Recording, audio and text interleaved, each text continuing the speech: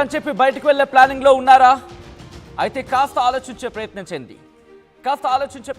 ఎందుకంటే తెలంగాణకు 4 రోజుల పాటు భారీ వర్ష సూచన జారీ చేసింది భారత వాతావరణ శాఖ. ఆరెంజ్ అలర్ట్ జారీ చేసింది. మరి ముఖ్యంగా అల్పపీడనం కారణంగా ఇవాటి నుంచి కుండపోత వానలు కురవబోతున్నట్టుగా మనకు సమాచారం అందుతోంది. దాంతోపాటు ఇవాళ 12 జిల్లాల్లో భారీ వర్షాలు పడే అవకాశం ఉందంటూ కూడా ఇప్పటికే అలర్ట్స్ జారీ చేసింది భారత వాతావరణ శాఖ. పలు జిల్లాలకు ఆకస్మిక వరదలు ఛాన్స్. ఇవాళ ఆసిఫాబాద్, మంచిర్యాల, సిద్దిపేట, సిరిసిల్ల, జగిత్యాల, కరీంనగర్, వరంగల్, ములుగు, భద్రాద్రి కొత్తగూడెం, భూపాలపల్లి జిల్లాలకు ఎల్లో అలర్ట్ జారీ చేసింది. రేపు తెలంగాణ వ్యాప్తంగా అత్యంత భారీ వర్షాలు పడే అవకాశం ఉంది. ఈ నెల 27 తర్వాత కాస్త తగ్గుముఖం పట్టబోతున్నాయి వర్షాలు. ప్రస్తుతం దీనికి సంబంధించి చర్చ జోరందుకుంటోంది. ఎందుకంటే కనుక ఆ రిపోర్ట్కి సంబంధించి మాట్లాడుకునే ప్రయత్నం చేసినప్పుడు ఈరోజు రేపు అంటే ఈరోజు చూసుకుంటే కాస్త ఎల్లో అలర్ట్ ఉంది. కానీ రేపు చూసుకుంటే భారీ నుంచి అతి భారీ వర్షాలు పడబోతున్నాయి. భారీ నుంచి అతి భారీ వర్షాలు నిర్మల్, నిజామాబాద్, వికారాబాద్, సంగారెడ్డి, మెదక్, కామారెడ్డి, మహబూబ్ నగర్ జిల్లాల్లో అక్కడక్కడ కురిసే అవకాశం ఉందని భారత వాతావరణ శాఖ చెబుతోంది. దీంతో పాటు మరికొన్ని జిల్లాలకు, తెలంగాణకు సంబంధించిన మరికొన్ని జిల్లాలకు ఎల్లో అలర్ట్ జారీ చేస్తుంది. భారీ వర్షాలు తెలంగాణ రాష్ట్రంలో ఆదిలాబాద్, కొమరంభీం, ఆసిఫాబాద్, మంచిర్యాల, జగిత్యాల, రాజన్న సిరిసిల్ల, కరీంనగర్, పెద్దపల్లి, జయశంకర్, భూపాలపల్లి, ములుగు, భద్రాద్రి కొత్తగూడెం, జనగాం, సిద్దిపేట, యాదాద్రి భువనగిరి జిల్లాలతో పాటు రంగారెడ్డి, హైదరాబాద్, మేడ్చల్, మల్కాజ్గిరి, నాగర్ కర్నూల్, వనపర్తి, నారాయణపేట, జోగులాంబ, గద్వాల జిల్లాలో అక్కడక్కడ కురిసే అవకాశం ఉందని చెప్పుకొచ్చింది. ఉరుములు, మెరుపులు, అలాగే గంటకు 30 నుంచి 40 కిలోమీటర్ల వేగంతో ఈదురుగాలులతో కూడిన వర్షం పడే అవకాశం ఉందంటూ భారత వాతావరణ శాఖ చెబుతోంది. వీటితో పాటు గంటకు 30 నుంచి 40 కిలోమీటర్ల వేగంతో ఈదురుగాలులతో కూడిన వర్షాలు తెలంగాణ రాష్ట్రంలోని అన్ని జిల్లాల్లో అక్కడక్కడ కురిసే అవకాశం ఉందంటూ ఆరెంజ్ అలర్ట్ జారీ చేసింది. 27ను కూడా ఆరెంజ్ అలర్ట్ కంటిన్యూ అవుతోంది. దాంతోపాటు మిగిలిన జిల్లాలకు సంబంధించి మాట్లాడుకున్న క్రమంలో ఆ మిగిలిన జిల్లాలకు అంటే 27 తర్వాత 27, 28 ఎందుకు 27, 28 అనే అంశానికి సంబంధించి మాట్లాడుకునే ప్రయత్నం చేద్దాం. రిమెంబర్, ఆంధ్రాకి కూడా ఆరెంజ్ అలర్ట్ అనేది ఇంకా మనకి అఫీషియల్గా కన్ఫర్మేషన్ రావాలి. బట్ ప్రెసెంట్ ఉన్న సిచ్యువేషన్ ప్రకారం చూసుకుంటే కనుక ఆంధ్ర మీద ఇంపాక్ట్ ఎక్కువగా ఉంటుంది. ఎందుకు ఆంధ్ర మీద ఇంపాక్ట్ ఎక్కువ ఉంటుంది అనేది కూడా మనం మాట్లాడుకునే ప్రయత్నం చేద్దాం. ఆంధ్రాకి as of now yellow alert ఉన్నప్పటికీ కూడా కొన్ని కాస్త సిచ్యువేషన్స్ ప్రకారం చూసుకుంటే కనుక ఆంధ్రాకి కూడా భారీ వర్ష సూచన ఉంది. ఎందుకు అంటున్నాను ఈ మాట అనేది ఇప్పుడు నేను మీకు డీటెయిల్గా చెప్పబోతున్నాను. బంగాళాఖాతంలో ఎటువంటి పరిస్థితి ఉందనేది, ఉత్తర ఒడిశా అలాగే వాయువ్య బంగాళాఖాతంతో పాటు పశ్చిమ బెంగాల్, గంగా పరివాహక పశ్చిమ బెంగాల్ ప్రాంతాల్లో అల్పపీడనం ఏర్పడింది.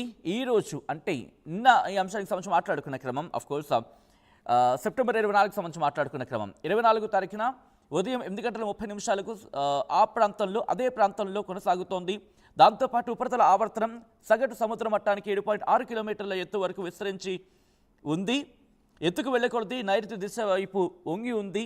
అదే ప్రాంతంలో కొనసాగే అవకాశం ఉంది. రాబోయే 12 గంటల్లో తక్కువగా గుర్తించబడుతుందంటూ కూడా నిన్న ఈ అంశానికి సంబంధించి చెప్పుకొచ్చింది. బట్ రిమెంబర్, నిన్న ఈవినింగ్ చెప్పుకొచ్చినప్పటికీ కూడా ఎందుకు 27, 28 అనే అంశానికి సంబంధించి మాట్లాడుకునే ప్రయత్నం చేద్దాం. కారణం ఏంటంటే మయన్మార్ అలాగే దానికి ఆనుకుని ఉన్న తూర్పు మధ్య బంగాళాఖాతం తీర ప్రాంతాల్లో ఇటు మధ్య ట్రోపో ఆవరణం వరకు ఉపరితల ఆవర్తనం ఏర్పడింది.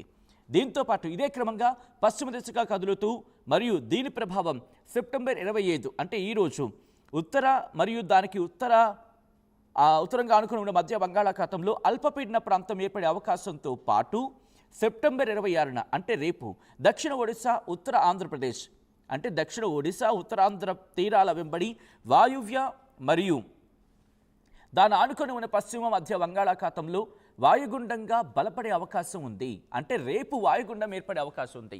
రిమెంబర్, ఈ ప్రాంతానికి సంబంధించి మాట్లాడుకునే క్రమంలో ఆ ప్రాంతానికి సంబంధించి అంటే ఎప్పుడైతే దక్షిణ ఒడిశా, ఉత్తరాంధ్ర ఆ ప్రాంతంలో వాయుగుండంగా ఏర్పడబోతోంది అంటే అల్పపీడనం ఉంది, ద్రోణ్ ఉంది, దానితో పాటు ఇటు వాయుగుండంగా పరిణమించబోతోంది. రేపు వాయుగుండంగా ఏర్పడే అవకాశం ఉంది. ఎల్లుండి తీరాన్ని దాటబోతోంది. అంటే 27న తీరాన్ని తాకడమో తీరాన్ని దాటడమో జరుగుతుంది. తీరాన్ని తాకే క్రమంలో కాస్త బలమైన ఈదురుగాలులు ఉంటూ ఉంటాయి. అది ఎంతలో ఉంటుంది, ఏ మేరకు ప్రభావం ఉంటుంది అనేది మనకి రాబోయే కొద్ది గంటల తర్వాత ఇంకా డీటెయిల్గా రిపోర్ట్ వచ్చే అవకాశం ఉంది.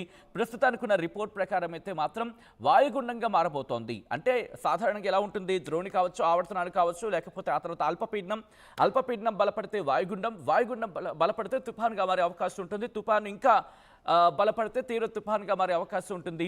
అటువంటి ప్రభావం ప్రస్తుతానికి మాత్రం అల్పపీడనం ఏర్పడింది. అల్పపీడనమే మనకి సాధారణంగా వర్షాలు ఇస్తూ ఉంటుంది. ఆ అల్పపీడనం వాయుగుండంగా మారే అవకాశం ఉంది. అదే రేపటి వరకు కూడా, అంటే 26వ తారీఖున కాస్త వాయుగుండంగా మారే అవకాశం ఉంది. ఆ తర్వాత 27వ తారీఖుకి సంబంధించి మాట్లాడుకునే క్రమంలో 27వ తారీఖున ఇవి తగ్గుముఖం, అంటే అల్పపీడనం వాయుగుండంగా మారిన తర్వాత బలహీనపడుతుంది. అంటే వాయుగుండం కాస్త అల్పపీడనంగా మారుతుంది.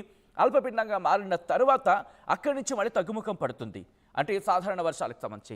బట్ ఇదే క్రమంలో ఇటు వర్ష సూచన జారీ చేస్తున్న పరిస్థితి, ఇటు హైదరాబాద్కి సంబంధించి కూడా ఎల్లో అలర్ట్ జారీ చేస్తుంది. రిమెంబర్, రేపు ఎల్లుండి హైదరాబాద్ బీ కేర్ఫుల్. రేపు ఎల్లుండి కూడా, ఎందుకంటే సాధారణంగా ఆకాశం మేఘావృతమై ఉంటుంది. తేలికపాటి నుంచి మోస్తరు వర్షాలు కాదు, మోస్తరు నుంచి భారీ వర్షాలు, ఉరుములు మెరుపులతో కూడిన వర్షాలు, గంటకు 30 నుంచి 40 కిలోమీటర్ల వేగంతో ఈదురుగాలులతో కూడిన వర్షాలు పడే అవకాశం ఉందని చెప్పి భారత వాతావరణ శాఖ చెబుతోంది. ఏ ప్రాంతాలకు, ఇటు చార్మినార్ జోన్, అలాగే చార్మినార్తో పాటు ఇటు హైదరాబాద్ వ్యాప్తంగా 2 రోజులు ఎల్లో అలర్ట్ ఉంది. రేపు ఎల్లుండి కూడా కాస్త జాగ్రత్తగా ఉండే ప్రయత్నం చేయండి. జాగ్రత్త ఇన్ ద సెన్స్ 26, 27 తారీఖులకు సంబంధించి ఈ రోజు కూడా ఇప్పటికీ మీరు బయటకు వెళ్ళి చూస్తే కనుక కాస్త ఆకాశం పాక్షికంగా మేఘావృతమై ఉంది. ఉదయం నేను ఆఫీస్కి వస్తున్న క్రమంలో కూడా కాస్త చినుకులు నన్ను పలకరించాయి. చాలా చిన్నపాటి